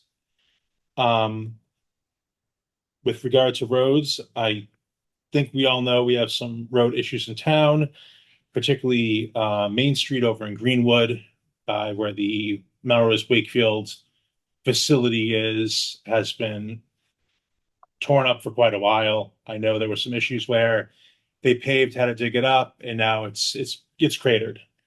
We have some manholes on Salem Street that seem to be much lower in the roads. People keep complaining, saying they're hitting those and bouncing. There's a few of those on Main Street as well. These are just little things that I just feel get compounded. The other part of that, I think, is the communication with regard to the road. I know that on the town website, there is a section on there about, where certain roads are in the process, when they'll be done. I don't think that's publicized enough. I think we really need to get out to people that if you have a road you want to report with an issue, there's actually a form within that page. I don't think people know to go to it. It mentions the longevity. It mentions what's coming up, where we are in the process. My street's being paved currently. I got a piece of paper shoved in my door. I meant to bring it tonight, forgot it. It had a picture of a map with red on it and no writing of what it actually meant. The next day they paved my street, and I was like, it would have been nice to know to put my car somewhere else because I couldn't go to work. I had to go down the street and get someone to move a dump truck out of my driveway. And he said, well, when are you coming back? And I said, I'll be back around 1. He said, okay, I'll put the truck back then for now. So he put it right back in my driveway. They did their paving, they're done. But to go around with a document with no information on it, what's the point? I don't know. I didn't know what I was getting out of that, and I laughed at it. What was it lacking? Can you? Any words? Yeah, I meant to bring it. It had a picture of a map of the area with red lines on it, and it had a date. And it didn't say what the red lines meant. It's like IKEA I'm directions. studying in the neighborhood, and then it's paving because I came out and there they were. Yeah. So that was What street's that? they were doing Elm, Parker, mostly A Elm. little Parker. bit of Eustace, yeah. They were started paving on Wednesday. And then my wife couldn't get to work the other day because they blocked that side off too. And we're like, what's going on? Yeah. So I think there's a communication issue there. Not just, the piece of paper at a house didn't have a lot of information. That could be on the town website. Hey, we're paving on this day. The town Facebook page that would be more accessible. I know I share them. WCET tends to share them. Gets more of that information out there, even though I know people still don't see things. Mhm. My other thing is trying to develop more public-private partnerships. Amy brought the AEDs up in the past. I know that when I was a kid, Golden Rule Lodge donated the AEDs to the town. They donated something to the fire department, like a McGruff the crime dog, for anyone who remembers that. It was Sparky the Oh, yeah. Dalmatian. They donated the head and hands to go along with that for fire prevention. I know the Elks Club used to donate to things like that. If there's a way that we can let those organizations know in town things that we would like. I know we had a private contractor reach out with donating fire hoses. There was a little bit of chatter about that, but if there's a way that lets these organizations know there are things they could do to help the town, to help relieve some of our budget issues. A lot of these groups have money they want to spend on things, and they want to get more involved in the community, and that's a good way to do it. Kind of explaining those things that benefit everyone. Excellent. I'll stop there. Comments or questions for Brian? Love to see this brochure sometime. So they literally donated the head of McGruff It was like Sparky, and then like Sparky the fire dog. It was head and hands, and it had a yellow who dressed as Sparky with the firefighter. A firefighter when I was a child would have been dressed up as Sparky. At some point, I think this is going to be part of Cell's job description. That thing is long gone at this point. I mean, McGruff came to my kindergarten class at the Montrose, and I've never forgotten the day that McGruff the crime dog from TV came to go tell us to be good neighbors. But that kind of stuff, I mean, you could easily get that. Yeah. I don't think the fire department wants to get into that business again, but having Chuck E. Cheese like mascots running around, but that's something. They have one of the officers that goes into the schools. They so- do. Yeah. Mike Sullivan, when I was a kid, used to do the bus safety and other stuff. And then they used to have a trailer they had rented out on special occasions, like Festival by the Lake, where they would teach kids how to escape from a burning house. The smoke trailer. Yeah, the smokehouse. And Sparky would, of course, be with the smokehouse when they were doing that, giving out the little red hats. We got Lester light bulb stickers when I was in school.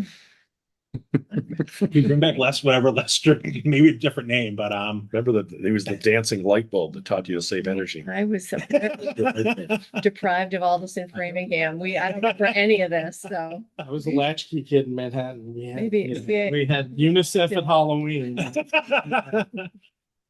I'm sorry about Mr. McGruff, the crime dog. McGruff, Kindergarten. remember McGruff as well, but. Well, let's riff off of McGruff Dog. What's on your list? So things that I don't have roads, and I don't have chapter 70, and I don't have really better representation because I think if we come back in 2056, we will still be complaining about those things. So I think like roads, I love that we bring it up all the time, but we'll do what we can, but nobody's ever going to be happy with the roads. And I don't, unless we spend, because we had looked into it, I think the amount of money we put aside to spend would mean that we were redoing the roads something like every 75 years or something like that. It takes, it has gotten so expensive to pave a road, and it has gotten so expensive to do those things. You can't do it. And, we divided it up unless we get redistricting and we get our own state rep. That's not going to really change for us. Things that I want to focus on is I had like down as, and it's probably, we're on economic development together. I'm very concerned about downtown, and I'm very concerned about the emptiness and the sort of isolation, and that it doesn't feel like we have decent aspirations, but we don't seem like we have good plans for getting the head of the lake residents, all of this, if we're going to get this influx of people, we got to have some place for them to go other than Market Street. So we need to present a compelling option downtown. And I don't know how we do that. I don't know, to be fair, like, should we, I don't think we could have. Should we have eminent domain, the guy across from AmeriCal? We have been far too respectful of our downtown business owners' rights and have not exerted probably some of the authority that we have. And it would also be nice if we didn't have, and look, we don't have any authorization over the zoning board, and they can say they don't have any authorization over this. It would be nice if there wasn't one, possibly two lawyers in town who can get anything they want delayed and deferred in terms of investing in the town. It would be nice that we move away from that. The other thing that I think we need to probably focus on for ourselves, and I know this is sort of the finance committee has done this. I think we have someone there, but we probably, you've talked about Dan Sherman as, and we've been blessed to have him. We really need to have somebody we either need to have somebody on town council. We need to have a forecasting plan of our own. And I think that's probably some with Liz, but also somebody on this body probably needs to be very involved in forecasting and understanding, the mechanics of both. I understand some of Dan's spreadsheets, but understand ones of our own to forecast out and see what our areas of concern are. Because I think the budget, as wonderful as we build it out, it really is going to come down to like, well, what does this actually mean? What are these, because we see a lot of disjointed numbers, and it's then trying to aggregate it all. And hopefully GFOA will solve a lot of that. So Yeah. if I can ask a question. So what you were talking about is, with like the downtown emptiness, the vacant buildings, and I think you call it, we have good aspirations, but not plans to make a compelling option or case. So we're like, I'm on this new master plan revision committee. What would you think, like, could we pull out of the master plan? What would you want to see like come out of the master plan to say, to address some of these issues? Well, it feels like over the past 5 to 7 years, whenever we, what we've designed around and what we've built around the idea of the plans for downtown. And I know this is what puts us into contention, you and I, but it has been done with such a green, carbon-free mindset, and that, like, without the accepting of the facts of who we are as a town and who our people are and what they're going to do. We're not going to become a bunch of Arlington bikers. And we just need to own that and move on. Like, what do we need to do to get people into downtown? And more so, forget about getting people into downtown. We need to get businesses into downtown so that people would go downtown if they had a reason to. I don't know. Bubble tea is not a reason to pull me into downtown. Pulls a lot of people into downtown, though. I don't know that it does. We'll see if both places make it. But yeah, it's, I'm more worried that 5 years from now, we're going to lose our CVS. We're going to lose, you keep losing things. CVS doesn't have a great reason to stick around other than the pharmacy side of it. I'm worried that, we could lose if I owned the company Dollar Tree, would I put that store there now? I'm not sure I would. And that's ridiculous because we are a rich town that needs to have the ability to buy things fairly easily. But we have that it has become too ghostly every time I've gone down. I do a vacant storefront surcharge. And we're going to talk about that at on Thursday. We have our next economic development committee. And that came to town meeting in 2019, and talk about respectful. It was like, we couldn't possibly burden our landlords. But what people weren't told is, who are these landlords? These are not Wakefield residents. No. They are out of town people who own hundreds, if not thousands of properties, who do not care. And they don't care. And They don't care. Let me say, You know what? So what happened to Molise is the guy they brought in, not the current owner, believe it or not, it was someone bought. And basically, he mortgaged it to hilt because he had other investments he's taken. So it got to the point where he had so much money on that building, he had to raise the rent to evict Molise so he could take it over a 13-year period as a tax write-off. Yeah. It's that simple. Same thing with what I call it Jeffrey's, but it's a different name, but a liquor store downtown. That has been the biggest eyesore in the community for how long? And he's an outside landlord. He doesn't care. And the town's gone after him a number of times. He had a truck backed out front, and they went to court. Tommy went to court to have the truck removed. Oh, wow. So it's not as simple as you think. And I know, but Tommy's been gone for 25 years. Like you're telling us old stories of like a bygone I time. apologize to the history, but that's the history of it. That's the history of it, but that's not where we've been for the last 15 years. So how do you solve the issue of them writing it off like that? So we're not going to solve the issue today, just to bring us back to kind of getting it. But what I am hearing, in terms of so far the two that you've mentioned, Doug, is just the downtown, the vacant storefronts, looking at economic development there, And then refining the forecasting plan. Yeah.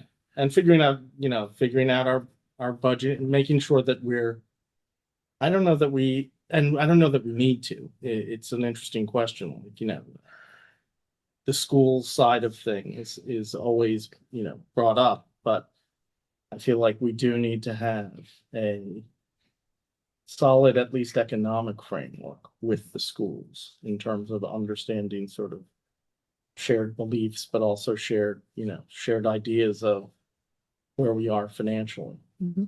Yeah. And I think, as I said before, thinking about closing things down, and like, there are 3 major spending areas and they're all coming up, and we've got to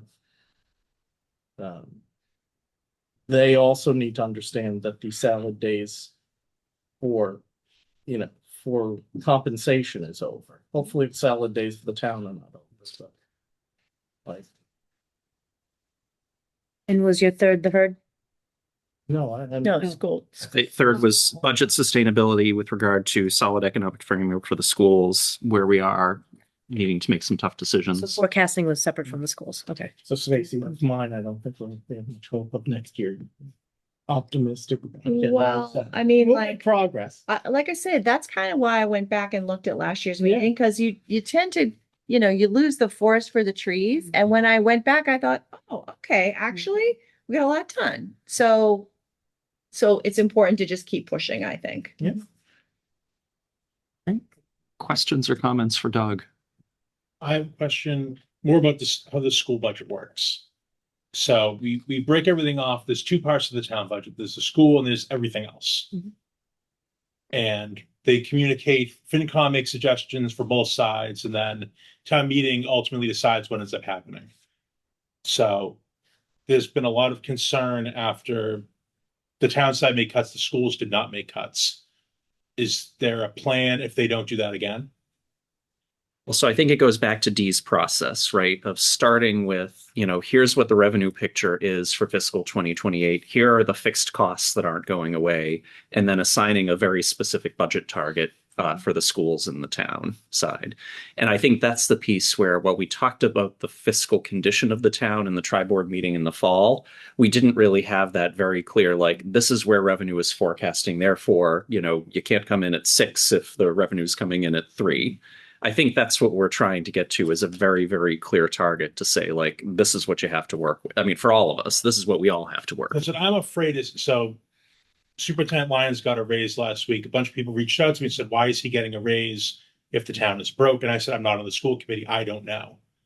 I just feel like there's a difference between what we're saying needs to happen and what they're saying needs to happen. And I'm afraid they'll just be expected, they'll do what they want, and we'll have to make cuts elsewhere, and they're not going to balance out. And that's my biggest fear going into any meeting coming up.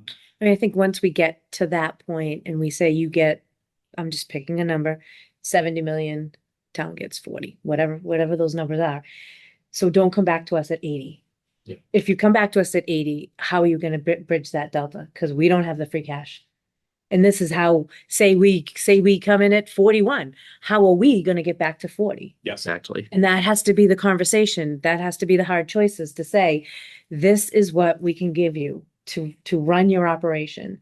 And Which means You that have if to you're make- paying staff X, you have to figure out within that overall budget how you're going to accommodate that. Yeah, On the school committee, I mean, it's a tough job, and I'm not picking the school. And we're going to have the same we're going to have the same. It's- with our budgets. I have people reaching out saying, how come he got this nice raise? And I don't have an answer. Let me say that. Let me say this. So last year, it happened too late.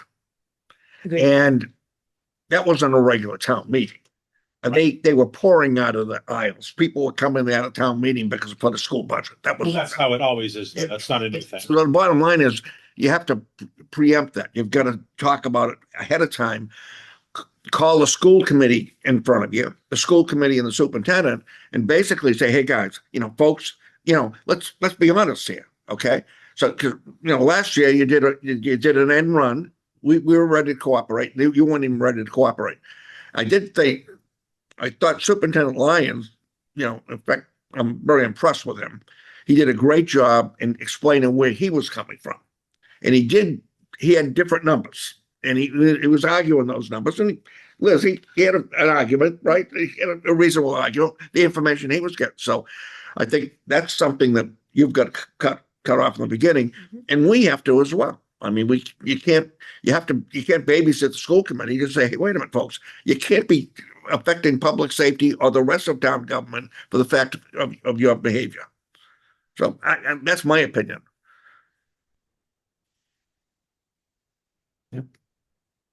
Yeah, the school, the other issue is the line itemness of it. Like, we don't vote, the town votes to give the school committee a pot of money versus that we give this so much for salaries and benefits and so much for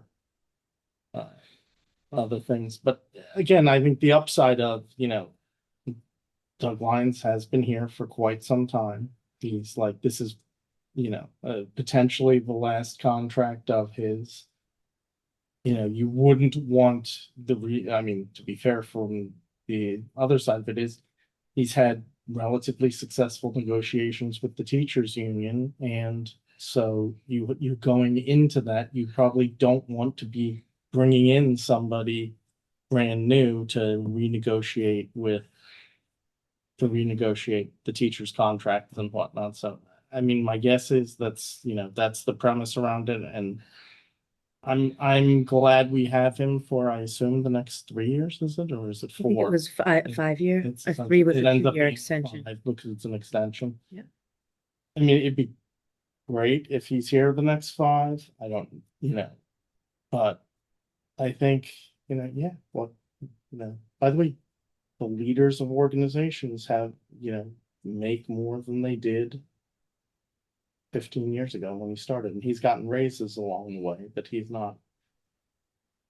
But yes, does he deserve to get paid like Lexington, the head of Lexington? No, he doesn't. Their budget's like 2.5 times the size. Yeah, and they just laid off 70 teachers or something, so Yeah, it's not a good example. They did look, we get the Lexington school. I've always been an advocate for I would give the school superintendent $1 million bonus if we made the top 50 in the state. They're in the top 3. Yeah, but if we were able to migrate ourselves from 100 and whatever we're ranked to top 50, then yeah, you pay admirably, because we'd make much more money on the tax side of it, or on the growth side of it. But Now, how much did their high school cost? Is it 700? Something. Yeah. Wow. Yeah. They have a giant, people distinctly move to Lexington for the school system. yeah, They have a giant. They do have a huge school They have a population huge- too. It is probably They have like 2.5 1,000 times. teachers, 1,200 teachers. Yeah. Yeah. Lexington's not like, then that's where we get into the problem of purple towns. Lexington. It's not on our list. Little town. Uh-uh. I'd like to start. All right, John. I'd like to start off by saying, just emphasizing one thing Doug said in relation to the herd school, which is, I think you said you don't want to sacrifice a long-term asset for short-term purposes. And I would think some of those assets, I agree with that approach, like on the herd school and other assets in town, is that I think we should take a long strategic look at properties that we own. I think Stacy's idea for like revitalization of the 94 Butler Ave project, the cottage model for housing is something we should look at. So one of my priorities is to work with Marissa and get a lot more knowledgeable about the housing production plan and the other plans and levers we do have to affect housing, particularly for young people that want to stay into town, and elderly people that are downshifting, like my in-laws, and try to find levers in our planning processes where we make that happen. Because when I was campaigning for town council, I talked to a lot of people that said, I've been in town 50, 60 years, and I don't need this giant house anymore. And it would be easier for me to move to a smaller footprint. And it would be a big lifestyle change for them. So I think that's a big issue that's probably not going away anytime soon. And I think we've taken a lot of proactive steps like the housing production plan. So that's be one of my focus areas. One of my other focus areas is going to be infrastructure and the downtown revitalization issues. I think we've got a project right on the tap with the Envision project that actually addresses a lot of these things in this vision statement. Enhancing neighborhoods for safe walking and biking. And on the biking side, I would say that Wakefield has not been doing a good job in living up to this vision statement. We had a great project down on North Ave, followed the state guidelines, slowed traffic, made the streets safer for everybody, and it got eliminated before it ever really got off the ground. And I've had, young people in particular, constituents say to me, like, what happened with that? It was down for 2 months and then it was eliminated. And I think a lot of young people, whether they be single or people with families, are looking for this kind of safe streets, stay in town kind of opportunities. And I think the safe street stuff speaks directly to what Brian and what Stacy was saying about events in town. I think if you could bring more people downtown, whether they're going to spend money on a full meal, where their kids, like my daughter, coming down for boba tea. I think the Envision project touches on all of these things that we've been discussing about. So I'm going to continue my support of doing the design right and revitalizing downtown and bringing, I think Bill Renault, way he's presented it, there's going to be more parking downtown, more a safer pedestrian environment downtown. And yes, I support the bike components of that too. And I think that's right off the vision statement up here. So I think that would be a second priority for myself. And I think that it's sort of an internal process, D, which you and I have spoken about, which is, and I think this goes to Brian's point too about when they come around to pave his road, which is to have a public process. So when there is a minor or a major, like whether it's North Ave or Envision, we have a internal town-wide approval process to say, you know, if we want a new crosswalk in front of the Blessed Sacrament Church down in the Greenwood neighborhood where I am, you know, you got to go through 4 steps. You got to go through traffic advisory. You got to go police review. You got to come back to town council for this one fairly minor road improvement. And when it's a bigger project, like say a North Ave or a Main Street reconstruction, you would have more steps. But at each step of the way, I think the key thing is to say, this is the town body that reviewed it. This is what their decision was. The decision was made on, you know, X, Y, Z and date, and then it moves on to the next town governance or body, so that people can't, you know, tear it all up and say, hey, we don't care about those last 3 steps. We want to go back and revisit the whole design or the whole project, you know. Like me. Right, like you, John. Well, and we've already started that process. When I say we go back and revisit it, it's not to just go back and revisit it for legitimate reasons or there was problems in the design or problems in the construction. It's because some people say, well, I just don't like that. You know, even though it's gone through all these major town approvals along the way. And I think that would go a long way towards, we talked about transparency with the community. I think that would go a long way to saying, okay, this is how the decisions are reached. I mean, I was out mowing my lawn 6 weeks ago, and one of my neighbors who just moved one street over goes, hey, we got one stop sign on the you know, the side street that we live, you know, half a block away. And he goes, but people cut this other road off. And he goes, they're actually driving faster now on the smaller street. He goes, how do I get a stop sign there? And I said, well, I told him off the top of my head what I thought the process was, but that's what I'm talking about. Like if a resident wants to know, hey, how do I get signage or something different in my neighborhood? We actually have an official process for that. So I think that would be, and I think what you and I have talked about, D, which is, you know, having a construction schedule for big projects. I think the council should always have, you know, a construction schedule for $1 million project or a $25 million project.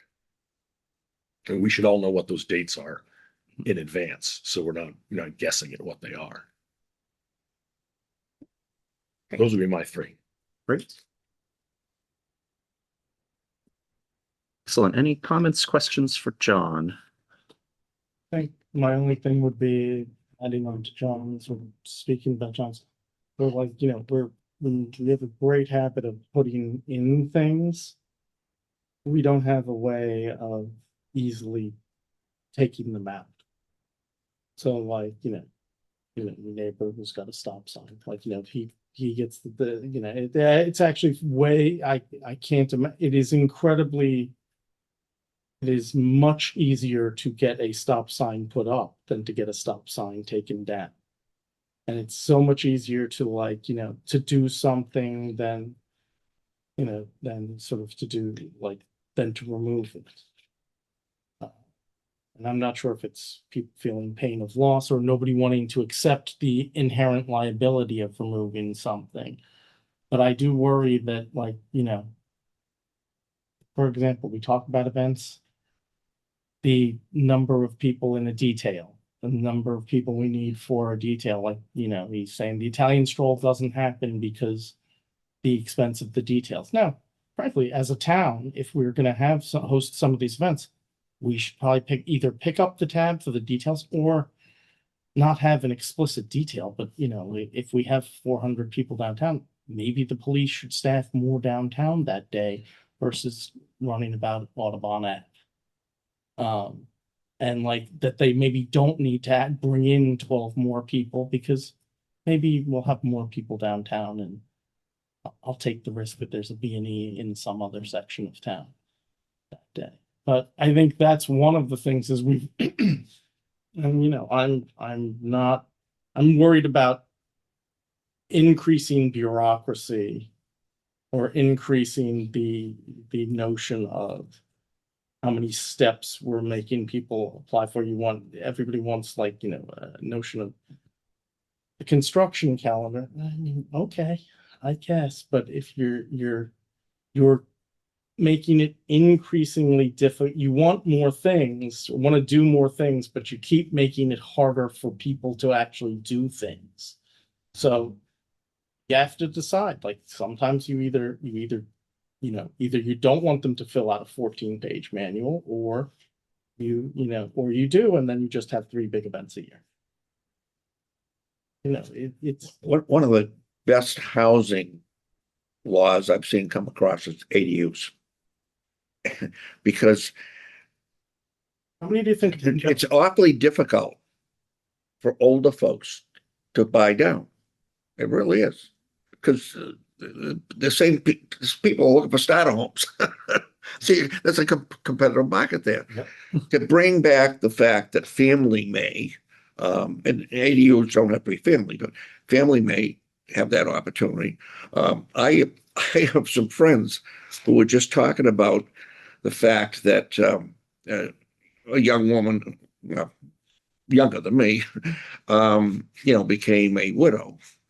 And they were talking about another friend of theirs who was looking for a place to live. And they said, well, maybe you ought to contact them. And if you pay rent, you only need an ADU to do that, two people. So I honestly think I'm shocked at the amount of housing that's gone up in Wakefield in the last 20 years. Mm-hmm. Both my grandmother's houses are already ADUs, and they used to be single family homes. There's a lot of these duplexes that are popping up all over town. They're just popping down. They tear down a house. We have a bunch of tear down older homes. They tear them down and build a duplex. And there's just a couple of developers that are doing that. They're doing it all over town. So when they're talking about affordable units, I don't know how you do that. And unless it's subsidized, and do we have the money to subsidize it? I don't understand how it's going to happen. Right now, all this building going on, and it's cost you $2,500 a month for a Studio. Come on, Studio. yeah. Well, at the next meeting, the Housing Affordability Trust is going to present. And so they have a million ideas on how to Well, that's make great. it happen. So Good. yeah. I'll be happy to hear. There's a bunch of levers. That's good. Yeah. That are super technical, and the people on that trust work in that world and they know a lot about it. Oh, that's So exciting. yeah, it is good. Yeah. What was I going to say? The streetlight policy Yes. that's in draft form, is that going to cover signs as well? Because I feel like in the fall, when we first came on, there was a lot of people that came in front of town council and wanted a stop sign and a one-way sign and a no through here sign. and So stuff like that, we or- have a process for those. They go through the Traffic Advisory Council, and then they come to us with a recommendation. We've always talked about, and I think it's somewhere in existence, Jonathan. They're going to cut back on signage, and they're going to do some sort of a survey on the signs. And I don't know when that's coming to fruition, but you ever see these the signs that say trucks this way? This is okay. That was me. Yep. Up on Salem Street, right? Oh, on Main Street, Salem. The fact that people cut across, they come down Lowell Street that could take a turn down a street that didn't exit. They're trying to get to Salem Street. Yeah. Now, this is before Waze, so people didn't have GPS to work with. And they tear down, telephone lines going wow. across the street. So we decided to direct, because we're unique in the fact that we have a major trucking industry right in the middle of our town, which is never been a good thing, but I don't know what you do about it. And so to direct the thing. But now those signs are almost, because of GPS, I don't think those things are going to happen. There's a whole bunch of different signs in town, but we have too many signs up, And so, I mean, I think we had asked DPW in the fall. I think we had asked them to do a sign inventory. I'm sure it wasn't It was in the fall, yeah. hugely high on their priority list as it snowed all winter. But The garbage strike and that's true with the garbage strike, the snow. hey, Sure. the 5th of July, just so you know, Madam Administrator, 5th of July at 5 o'clock in the morning, I drove around the whole parade route. And you would have never known there was a parade. It's true. It was They did. unbelievable. I'm saying, Yeah. you gotta be Dennis, kidding me. Dennis called me. I know. It's amazing. Noticed all the signs on Pleasant. It's not unique. 5, say after 6, because that's what time they allegedly had to get their chairs off the thing, and Oh. everybody swapped There in were a on. few chairs, But hey, you stole my chair. there were a few chairs left, but that was it. It wasn't trash. Yeah. The whole common. I got some Amazing. as well, and I had to remind people I don't care. Yeah. Bring a chair. It's a good reminder that if you leave your chair somewhere out in a public space and it turns out missing, It's unfortunate. that does happen. I would have to do a post every year reminding people, one, if you don't come get it, it's going to go in the trash. And two, don't put them out so early because people might move them or steal them. Someone allegedly lit one on fire a couple of years ago. I don't know if that actually happened or not. Days this year. That's that's Yeah, not much. Chief Story always told me, tell people July 1st. And I was like, okay, I'll tell them. Yeah. Good luck. At 5 o'clock in the morning, there weren't that many chairs. Yeah. There were a few. Yeah. A few, but not that. It was amazing how well Yeah. they. As always, the town staff did, an incredible job. Yeah. You all set with your No, you just have. Yeah. John? Yeah. All right. So my goals and priorities. Number one is I'm not going to use the word level funded because I think to me the word is sustainable. And the number one goal, and honestly, if I had to settle on one, this would be the goal, is developing a sustainable budget for fiscal 2028. I'm very, very concerned that this is going to be a year unlike anything that we've seen in the last 15 to 20, certainly not since 2008 in the fiscal crisis. 71, 2000. I was in an office on all of them. John, you might Harbinger. Wait a second. this is not something I would admit to, John. Have I ever served? Cut. It wasn't me saying it. This is if when John runs for things, that it's but I think that to me is the biggest piece. And I think one of the things that Doug, you mentioned that is also a piece of that to me is not only looking at how we do the process, but I do think looking at the way that we forecast and looking at the way that we forecast at a deeper level. And this is something where I think, bringing in Victor as well, just to make sure that we also understand not just how the total tax base is trending, but how are the puts and takes within the tax base trending? Because I think we are continuing to see the erosion of the commercial tax base as values are coming down. I don't think that's going away. And I think we need to be, as we do our forecasting, we need to be understanding not just what happens with 2.5, but, if people are, starting to talk about, do we need to do an override? We've got to understand exactly what, current state is going to mean for residents, because, 2.5, as we've seen, is not 2.5 for a residential taxpayer. And that shift, I think, is only going to get worse over the next couple of years. So again, sustainable budget is, like far and away priority number one. Priority number two for me is a lot of the human resources work, Dee, that you've started to do. I've kind of beaten the drum for years around having a strong performance management process. I think that's the linchpin of our operational success as a community. And I actually think it's the linchpin to a lot of the budget sustainability issues that we'll see. And so I am obviously a little bit biased because I think I asked this question when I interviewed you and your other the other colleagues who applied for the job. But I think seeing that strong performance management structure cascade through town employees from us to the town administrator, but for your employees as well, is absolutely critical. And then the last thing is, this has been on my list for a number of years, but I think this is the last year, but closing out the high school building project, and making sure that we do so again on time and on budget. I have no reason to think that that won't happen. I have a huge amount of confidence that it will. But we're not quite done with the job yet. And I'm excited that in January we'll be able to celebrate, kids moving into a new school and then closing out the project the year after that. Big deal. Yeah. Well, and it's gonna attract people to the town. We've got that new high school and we've got the Vogue opening in a month and a half. Yeah. If you don't think people are going to want to come to the town for that, maybe it's not Lexington, but it's very attractive, very attractive. And where are we going to put them? But also, what do we do with our seniors that need someplace to go? Right. Because I know my house has almost tripled in value in 12 years. And I can't afford to move out somewhere that's bigger because it's going to cost more. So I know that's my big problem for the elderly is, oh yeah, I know I bought my house for 30,000 and now it's worth $1 million, but I can't buy anywhere that's less than $1 million. So there goes, Gonna sit. here's my money. Yeah. And they'll just stay in the big house and Yeah. they know where to go. Yeah. But that's like, that's just not, they say that. That doesn't mean it's true. Like they could sell their house for $1 million and buy it. Downsizing is certainly possible.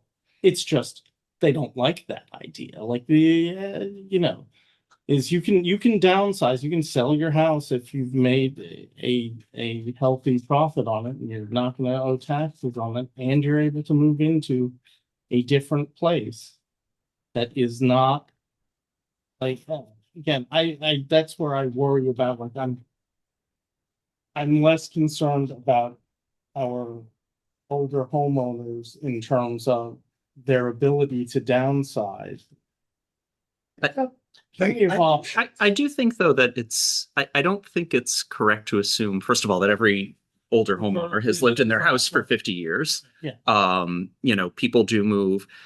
It's also, thinking about again, my parents' generation, my in-laws' generation, people used home equity to pay for college for their kids. They've used home equity for a lot of these houses are not necessarily paid off. And so I do think, I think as we think about this challenge, and I think this is this isn't just a Wakefield challenge, it's an everywhere challenge, but I wouldn't underestimate the difficulty.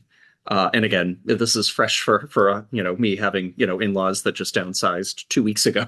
But I wouldn't underestimate the difficulty of making those transitions, both emotionally, financially. Emotionally, I think it's huge. But it's challenging financially as well. And there's not the opportunity is not there. The fact that you can move up to Hudson, New Hampshire, and buy something for half the cost. But then you're up in Hudson, New Hampshire, and you know nobody. Yep. Okay, and there's no reflection on Hudson. I have nothing. But I'm just saying the fact that you're up there, and now all of a sudden, Meetings. what are you going to do? So you're going to travel to see your family or anybody you don't know, your neighbors any longer? So there's a big expense in it. It's also, again, finding places that have one level living that, if you're in a multi-story building that has elevator, thinking about how do you age in place, there's a lot there. Even the condos in Wakefield are $500,000. Oh, no. So Overlooking the railroad tracks and the suck. I guess that's not. I don't want to get us.